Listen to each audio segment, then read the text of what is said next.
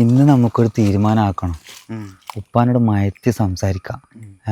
നമ്മൾ മൂന്നാളും ഒറ്റക്കെട്ടായിട്ട് നിൽക്കണം. പിന്നെ മറ്റോൻ്റെ കാര്യം ഓനെന്തായാലും ഉപ്പാൻ്റെ ഭാഗത്ത് നിൽക്കൂ. അത് നമുക്ക് നോക്കാം, എന്തെങ്കിലും ചെയ്യാം. അസ്സലാമു അലൈക്കും. വാലൈക്കും സലാം. ഇന്നെന്താ പെരുന്നാളങ്ങാറ്റുണ്ടാ? ഇതെന്നാ എല്ലാരും കൂടി വന്ന്? ഒന്നില്ലപ്പാ, ഉപ്പാനൊന്ന് കാണാൻ വന്നതാ. ഉപ്പാക്ക് സുഖം തന്നെയല്ലേ? ഒന്നും കാണാണ്ട് എൻ്റെ മക്കൾ വരൂലല്ല. കഴിഞ്ഞ പെരുന്നാളിന് വന്നല്ലേ? അതിലുപ്പ കുറച്ച് കാര്യങ്ങൾ സംസാരിക്കാനുണ്ട്. നമുക്ക് ഉള്ളിൽ കയറി ഇരിക്കപ്പാ. ആരില്ലോ ചെരുപ്പെല്ലാം കാണുന്ന ആരിലോ വന്നിട്ടുണ്ടെന്നല്ല. ഇനി പറ, എൻ്റെ മക്കൾക്ക് എന്താ പറയാനുള്ളത്? ആ സാധു വന്നല്ല, ഇനി ഇവിടെ ഇരിക്ക, ഒരു കാര്യം പറയാനുണ്ട്. ഇതെന്താ ഇക്കാക്കന്മാരിൽ ഒന്നിച്ചേ എന്തോ കാര്യമായിട്ട് ഉണ്ടല്ലോ. ഇവർക്ക് കാര്യമായിട്ട് എന്തോ പറയാണ്ട് പോലും. നീ ആടിയിരിക്കും. ഉപ്പ, നമ്മളെ സ്വത്തിൻ്റെ കാര്യത്തിനെ പറ്റി സംസാരിക്കാനാണ് നമ്മൾ വന്നത്. ഇന്ന് എന്തായാലും ഒരു തീരുമാനമാക്കണം അതിൻ്റെ കാര്യത്തിൽ. ഇക്കാക്ക, നമ്മൾ തീരുമാനിച്ച കാര്യം ഉപ്പാണ് പറ. എന്നാ അപ്പം നിങ്ങളുടെ കൂടെ അങ്ങ് തീരുമാനിക്കും. ഞാൻ രാവിലെ പണിക്കുപോയതല്ലേ, പോയിട്ട് കുളിച്ചിട്ടാണ് വരാം. നീ എവിടെയാ പോന്ന്? നീ അടുക്ക്. ഇങ്ങ് വന്ന് നിന്നോടൊരു കാര്യം സംസാരിക്കാണ്ട്. എന്നൊക്കെ പറയാനുള്ളേ? അടാ സാധേ, നമ്മൾ ഉപ്പാൻ്റെ സ്വത്തിൻ്റെ കാര്യത്തിൽ തീരുമാനമാക്കാനാണ് നമ്മൾ വന്നത്. നീ നമ്മളെ കൂടെ നിന്നാൽ എനിക്ക് അതിൻ്റെതായ കാര്യങ്ങളുണ്ടാവും. ഉപ്പാൻ്റെ സ്വത്ത് ഉപ്പ ആർക്കും കൊടുക്കാണ്ടിരിക്കുക എന്തോ ചെയ്യട്ടെ. ആ കാര്യത്തിൽ ഞാൻ ഇടപെടില്ല. നിങ്ങൾ എന്തെങ്കിലും ആക്കും. എനിക്ക് സ്വത്തും വേണ്ട, മുതലും വേണ്ട. നിങ്ങളെ തീരുമാനം എന്താ? അതാദ്യം പറ. ഉപ്പാൻ്റെ സ്ഥലം മട്ടന്നൂരും മണ്ണൂരും ആയിട്ട് 5-8 ഏക്കർ സ്ഥലമില്ലേ? അതിൽ മരുതായിലുള്ള 3 ഏക്കർ സ്ഥലം മൂത്തേക്കാക്ക് കൊടുത്തോ. ബാക്കി 2 ഏക്കർ ഇവനും കൊടുക്കണം. അതിൽ 2 ഏക്കർ ഞാൻ എടുക്കാം. ബാക്കി 1 ഏക്കറയിലുള്ള അത് ഉപ്പാന്റെ പേര് തന്നെ എടുക്കട്ട്. നമുക്കത് പിന്നെ തീരുമാനിക്കാം. എല്ലാ ഹിമാറെ, സഹദു എന്റെ മോൻ തന്നെയല്ലേ? ഓനെന്നാ കൊടുക്കുക? ഓൻ മങ്ങളൊന്നും കഴിച്ചിട്ടില്ലല്ലോ. ഓൻ കൂലിപ്പണിച്ച് ജീവിക്കുന്നല്ലേ. ഓനിക്കെന്തിനാ സ്വത്ത്? ഓനൊരു കാര്യം ചെയ്യട്ടെ, ഈ വീടും 10 സെന്റ് സ്ഥലം ഓൻ എടുക്കട്ട്. പിന്നെ പറമ്പ് നിന്ന് കിട്ടുന്ന ആദായമൊക്കെ ഓൻ തന്നെയല്ലേ എടുക്കുന്നേ, നമുക്കൊന്നും തരുന്നൊന്നുമില്ലല്ലോ. അപ്പൊ സ്വത്തിന്റെ കാര്യത്തിൽ നിങ്ങൾ തീരുമാനാക്കി. അപ്പൊ ഇനി എന്റെ കാര്യത്തിൽ എന്താ തീരുമാനം? മുജീബേ, നീ ഒരു ഗ്ലാസ് വെള്ളം നിർത്താടാ.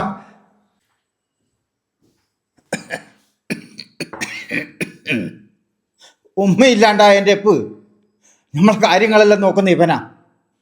ഇവൻ എൻ്റെ ഒരു നേലായിട്ട് ഇപ്പൊ ഉണ്ട്. ഇവനും കൂടി കാര്യങ്ങൾ അറിയട്ടെ. നിങ്ങൾ ഉപ്പ അന്നൊരു കാര്യസ്നേഹത്തിലാണ് കണ്ടത്. സ്വത്തിൻ്റെ കാര്യത്തിൽ നിങ്ങൾ തീരുമാനമാക്കിയില്ലേ? ഉപ്പാൻ്റെ കാര്യത്തിൽ നിങ്ങൾ തീരുമാനിച്ചത്? ഉപ്പാന്റെ കാര്യത്തില് അനക്കാവൂലേ? അനക്ക് തീരെയാവൂലേ?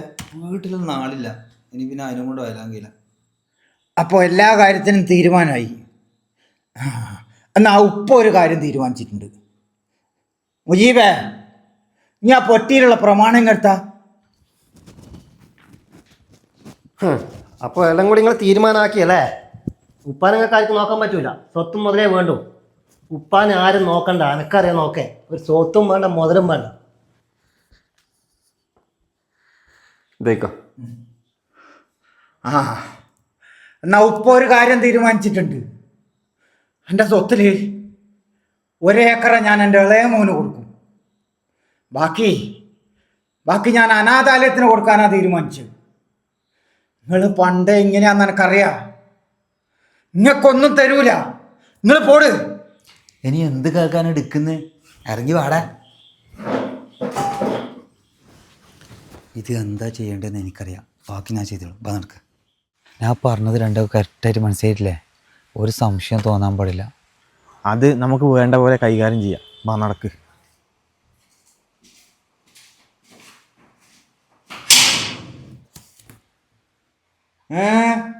എൻ്റെ മക്കളെന്താ പിന്നെയും വന്നത്? ഉപ്പ, അത് നമ്മൾ സ്വത്തിന്റെ കാര്യം സംസാരിച്ചിട്ടില്ലേ? അതിന് ലാസ്റ്റ് തീരുമാനം എന്താണെന്ന് അറിയാൻ വന്നതാ.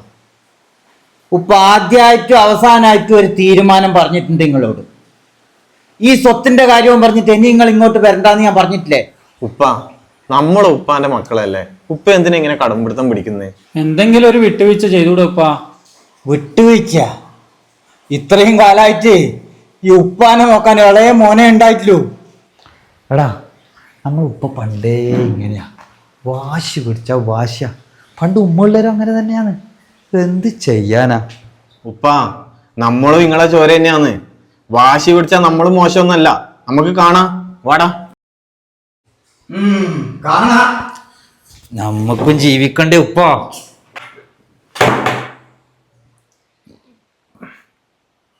വാടാ പിടിയടാ.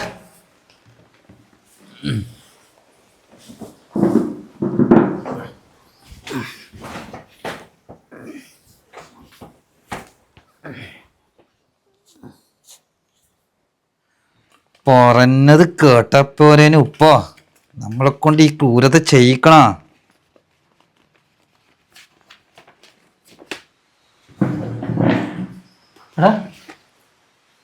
എടാ ഇത് നീ മാത്രമേ അറിഞ്ഞിട്ടു. ഇതെങ്ങാനും പുറം ലോകം അറിഞ്ഞിട്ടുണ്ട് എന്റെ കുടുംബത്തോടെ കത്തിക്കും, മനസ്സിലായടാ? ഇന്നാ സാദിനെ വിളിച്ചിട്ട് ഉപ്പ മരിച്ചെന്ന് പറ. ഹലോ സേതേ, നിങ്ങൾ ഉപ്പ അനങ്ങുന്നില്ലടാ. മുജീബിക്ക നിങ്ങളെന്താ പറയുന്നേ? പഠിച്ചോനെ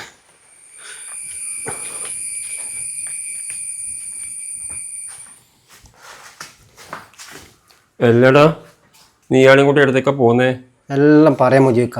ഇക്കാക്കനെ ഞങ്ങൾക്ക് കടത്തട്ട്. മുജീബിക്ക എത്ര സ്വത്തും മുതലുണ്ടായിട്ടൊന്നും വേണ്ടേ? ഇതാ കാണുന്നില്ലേ, ആരും നോക്കാനില്ല. ഇപ്പോൾ മക്കളെല്ലാം എവിടെയോ പരിയൊക്കെ ഇട്ടിട്ട് ഒഴിവാക്കിയിട്ട് പോയതാ. ആരോ കണ്ടിട്ട് എന്നോട് വിളിച്ചു പറഞ്ഞിട്ട് ഞാൻ പോയിട്ട് കൂട്ടിയിട്ട് വന്നതാണ്. എടാ, ഇവൻ അനിയ രണ്ടെണ്ണം കൂടിയില്ലേ, അവരില്ല ഇവനെ നോക്കാൻ? ഇക്കാക്കമാർ രണ്ടാളുണ്ട്, എല്ലാം നല്ല നിലയിലല്ലേ. കുറച്ച് വയസ്സും പ്രായമല്ലായി ഒന്ന് സൈഡായി നോക്കുമ്പോൾ ആരും ഇല്ല നോക്കാൻ. പീടിയ തിളക്കങ്ങാറ്റ മക്കൾ കൊണ്ടിട്ടിട്ട് എന്നെ വിളിച്ചു പറഞ്ഞിട്ട് ഞാൻ പോയിട്ട് ഇങ്ങ് കൂട്ടിയതാ. എടാ സേതേ, എനിക്ക് സത്യം അറിയോ, ഉപ്പ അങ്ങനെ മരിച്ച നിങ്ങൾ അന്വേഷിച്ചാ? എടാ, ഈ കാക്കന്മാരും കൊന്നത് എൻ്റെ ഉപ്പാന. ഞാൻ എൻ്റെ കണ്ണോട് കണ്ടതാ. ഈ കാക്കയാണ് കഴുത്ത് പിടിച്ച് മുറുക്കിച്ച് കൊന്നത്. എടാ സേതേ, എനിക്ക് ഇങ്ങോട്ട് പറയാൻ പറ്റിയില്ല സമയത്ത് എന്നെ ഭീഷണിപ്പെടുത്തി എൻ്റെ കുടുംബത്തെ കത്തിക്കുന്നു വരെ പറഞ്ഞിട്ടാണ് അവർ പോയത്. എടാ ഇത് നീ മാത്രമേ അറിഞ്ഞിട്ടു. ഇതെങ്ങാനും പുറം ലോകം അറിഞ്ഞിട്ടുണ്ട് എന്റെ കുടുംബത്തോടെ കത്തിക്കും, മനസ്സിലായടാ? നീ ഇങ്ങനത്തെ ഓനെയും കൂട്ടിയിട്ട് ഇങ്ങോട്ട് വന്നത്, നീ കൂട്ടിയിട്ട് എവിടെയും കൊണ്ട് കളയടാ. മുജീബിക്ക എല്ലാവരും ഒരുപോലെ ശരിയാവുക. ഇത് കാണുന്നില്ലേ, പടച്ചോൻ കൊടുത്തതാ ഇത്. ഓറ് ചെയ്തതിന് ഓർക്കന്നെ കിട്ടി. നല്ലോണം അനുഭവിക്കുന്നില്ല. ഒരാൾ തിരിഞ്ഞു നോക്കാനും കൂടി ഇല്ലാണ്ട് ഇനി ജീവിതകാലം അങ്ങനെ അനുഭവിക്കട്ടെ. വേറെ ഇപ്പം ചെയ്യാം. നമ്മളിങ്ങനെ വയ്ക്കെ പോയിട്ട് എന്താ കാര്യം? മോനെ സാധാ ഇക്കാനോട് ക്ഷമിക്കും മോനെ.